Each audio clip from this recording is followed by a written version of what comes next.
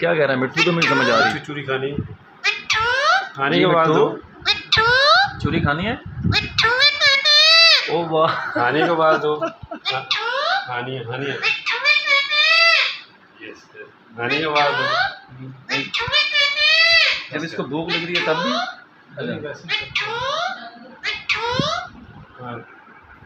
खाने के बाद दो, खाने के बाद दो।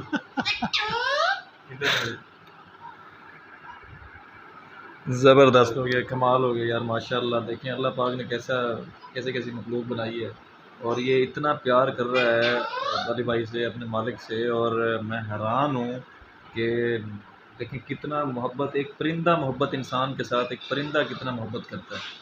तो अल्लाह पाक इसी तरह इंसान से मोहब्बत करते हैं जैसे अल्लाह की मखलूक इंसान से मोहब्बत कर रही है। तो मेरा पैगाम तो यही है इस वीडियो में कि मैं जो है बहुत ज़्यादा इस टाइम बहुत ज़्यादा मैं हैरान हो गया हूँ इस चीज़ को देख कर, इस छोटे से अमल को देख के। और आपको बताऊँ